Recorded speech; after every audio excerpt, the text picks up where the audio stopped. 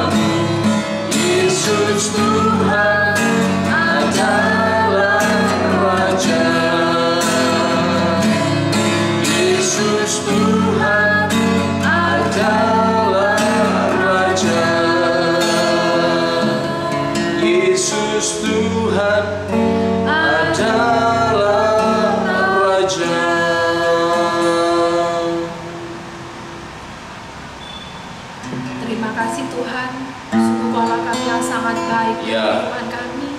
Tidak dapat kami balas satu persatu kebaikan-Mu dalam kehidupan kami. Kasih-Mu, kesetiaan-Mu Tuhan senantiasa melimpah dalam kehidupan kami Tuhan. Saat pagi hari yang ini Bapa, kami datang menghampiri tahta-Mu yang kudus dengan hati yang merendahkan diri di hadapan-Mu Bapa. Kami percaya Kau hadir di tengah-tengah ibadah kami Bapa. Kau melawan umat-Mu yang mengikuti video ini ya Bapa. Kau jamah hatinya ya Bapa. Kami percaya urapan-Mu Tuhan mengurapi setiap umat-Mu yang mendengarkan video ini ya Bapa. Tuhan, sebentar kami akan mendengarkan sebagian dari firman Bapa.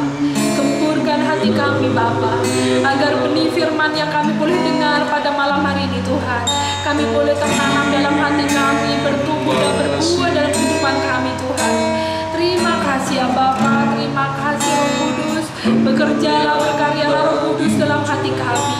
Biarlah Tuhan dalam kami menjalani kehidupan kami boleh menjadi pribadi-pribadi yang memiliki karakter Kristus dalam hati kami ya Bapa. Terima kasih Tuhan, terima kasih Roh Kudus.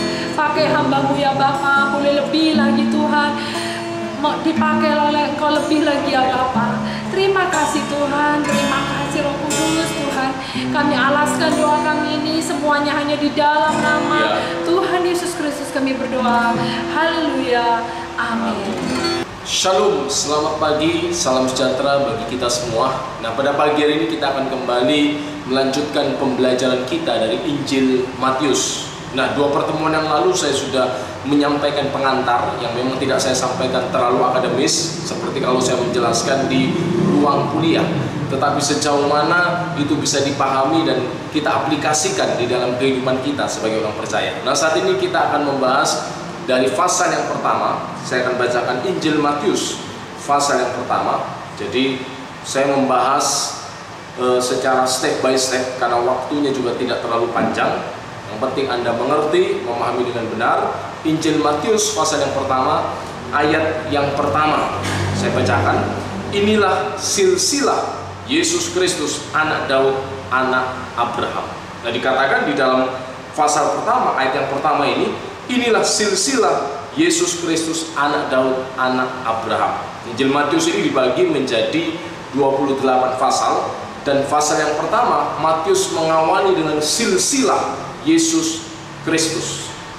Nah, silsilah ini ditulis oleh Matius memang untuk menunjukkan seperti yang sudah saya sampaikan dalam pertemuan yang sebelumnya, bahwa salah satu ciri dari Injil Matius adalah banyaknya kutipan nubuat perjanjian lama, yang memang Matius sebagai seorang Yahudi, ia ingin menunjukkan kepada rekan-rekan sebangsanya bahwa Yesus itu memang Mesias yang dijanjikan.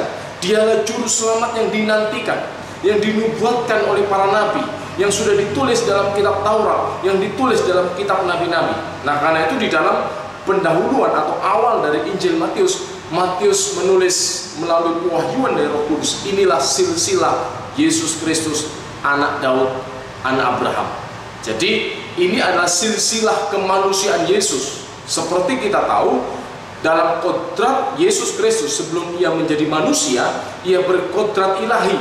Karena Yesus adalah sang firman, dan firman itu adalah Allah itu sendiri. Firman di sini menunjuk pikiran ilahi yang berdiam dan satu di dalam diri Allah. Dan kemudian ia berinkarnasi menjadi manusia. Nah, ketika firman itu menjadi manusia, ia lahir dari seorang perempuan, yakni Maria, keturunan Daud, maka kemudian kepadanya dikaitkan silsilah manusia. Nah, ini yang luar biasa. Ia yang tidak berpermulaan dalam kitab Mika, yang dikatakan permulaannya sejak dahulu kala. Ia yang kekal, kemudian ia masuk di dalam pusaran waktu. Nah, seorang bapak gereja yang bernama Agustinus, ia pernah berkata tentang Yesus Kristus, lahu miladani, ia memiliki 2 kelahiran. Jadi kalau manusia itu hanya punya 1 kelahiran, ya kan? Kita lahir dari seorang ibu. Tetapi dikatakan tentang Yesus Kristus, kata bapak gereja yang bernama Agustinus, lahu miladani, dia memiliki 2 kelahiran. Miladun azali, kelahiran yang kekal, yaitu kelahiran yang dari sang bapa, min ab bighairi lahir dari sang bapa tanpa seorang ibu.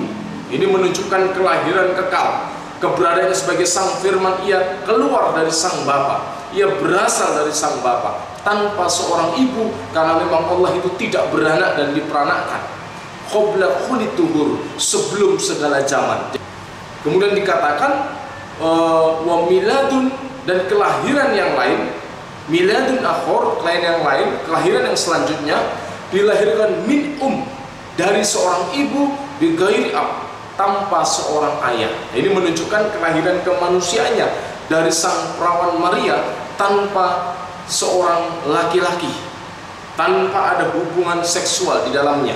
Nah, di dalam pernyataan Matius pasal pertama, ayat yang pertama, kita membaca tadi, inilah silsilah Yesus Kristus, anak Daud, anak Abraham. Jadi Yesus Kristus dikaitkan dengan Daud dan dengan Abraham. 2 nama ini dikaitkan dengan sosok sang Mesias, juru selamat yang dijanjikan itu. Nah, karena itu pagi hari ini renungan kita saya beri judul berkat ganda di dalam Kristus. Melalui pernyataan Matius, ia adalah anak Abraham, ia juga adalah anak Daud. Di sana ada berkat ganda yang ingin Allah curahkan kepada kita. Karena iman kita kepada Kristus, kita menerima double porsi berkat Allah itu. Yang pertama kita lihat pernyataan anak Abraham. Ini berkat yang pertama. Apa makna sang Mesias disebut sebagai anak Abraham? Dalam Kejadian pasal yang ke-12 ayat ke-3, di sana Tuhan berkata, aku akan membuat engkau menjadi bangsa yang besar. Ya kan, membuat keturunanmu sangat banyak, dan semua bangsa akan diberkati melalui keturunan dari Abraham ini. Kemudian Paulus menjelaskan melalui pewahyuan Roh Kudus dalam Galatia pasal yang ke-3 bahwa di sana dimaksud dikatakan keturunan Abraham dalam bentuk tunggal. Ini menunjuk kepada Sang Mesias itu melalui keturunanmu. Tidak dikatakan melalui keturunanmu bentuk jamak, tetapi dikatakan melalui keturunanmu Abraham bentuk tunggal. Yang dimaksud Mesias, semua bangsa di bumi akan beroleh berkat. Ini sesuatu yang luar biasa. Dan tergenapi bahwa memang Mesias itu akan disebut anak Abraham. Ia lahir dari keturunan Abraham, yang melaluinya bangsa lain menerima berkat. Berkat apa yang dimaksud? Berkat keselamatan, berkat kehidupan kekal. Kita manusia ini telah terpisah dari Allah akibat kejatuhan Adam dan Hawa. Kita seharusnya binasa. Tidak ada artinya saudara berkelimangan harta benda, saudara memiliki posisi jabatan yang tinggi, tetapi pertanyaannya, setelah kematian, hidup seperti apa yang mau kita jalani? Itu sebuah tanda tanya besar bagi manusia. Dari zaman ke zaman manusia memiliki tanda tanya yang besar tentang hidup setelah kematian. Saya yakin kita semua percaya ada hidup setelah kematian, kan? Pertanyaannya, hidup seperti apa yang mau kita jalani?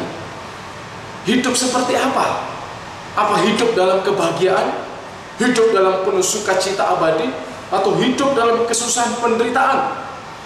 Kitab suci menyatakan, kalau kita percaya Alkitab diwahyukan oleh Allah, di sana menyatakan, satu, ada hidup setelah kematian. Kedua, ada dua kondisi hidup setelah kematian itu: bersama dengan Allah atau terpisah dari Allah. Bersama dengan Allah, di sana ada kebahagiaan, di sana ada sukacita, di sana ada berkat yang indah luar biasa. Tetapi terpisah dari Allah, bicara penderitaan kekal.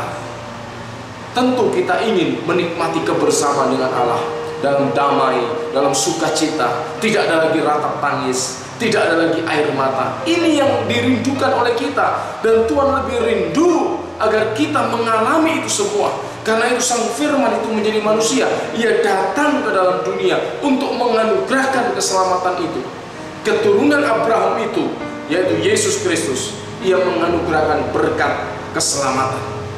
Yang itu bukan hanya kepada orang-orang Israel, orang-orang Yahudi, keturunan Abraham secara biologis, tetapi juga kepada bangsa-bangsa lain yang tidak termasuk keturunan Abraham. Saya akan bacakan dalam Galatia pasal yang ketiga. Dalam Galatia pasal yang ketiga,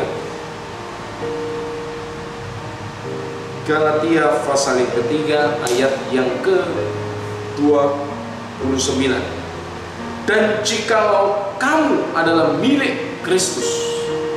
Milik Kristus adalah orang yang percaya kepada Yesus sebagai Tuhan dan Juru Selamat, maka kamu juga adalah keturunan Abraham dan berhak menerima janji Allah. Kita yang percaya kepada Yesus sebagai Tuhan dan Juru Selamat, kita dihisap menjadi keturunan Abraham dan berhak menerima janji Allah yang dikaruniakan kepada Abraham. Janji apa itu? Janji damai sejahtera dengan Allah. Bahwa Abraham, aku akan menjadi Allahmu, kamu akan menjadi umatku. Ini berkat yang besar, saudara. Ini memberikan jaminan keselamatan itu. Kita menjadi umat Allah, kita menjadi biji matanya. Dikatakan itulah janji Allah kepada Abraham dan keturunannya. Kau menjadi biji mataku, menjadi milik kesayanganku, menjadi harta kesayanganku. Ada jaminan pemeliharaan ilahi sementara kita ada dalam dunia ini. Seperti Abraham yang ia mengembara dari tanah leluhurnya ke tanah Kanaan yang dijanjikan kepada Abraham. Ia ada di sana sebagai orang asing, tidak ada yang kenal, tetapi janji pemeliharaan Tuhan ada dalam kehidupan saudara. Kitab suci menggambarkan kita pun musafir dalam dunia ini. Dunia ini bukan rumah kita yang sebenarnya. Kita hanya sementara saja, kata surat Petrus, karena keluarga negara kita, kata Paulus juga katakan, ada di dalam surga. Kita hanya sedang dalam perjalanan menuju kepada rumah Bapa di surga itu.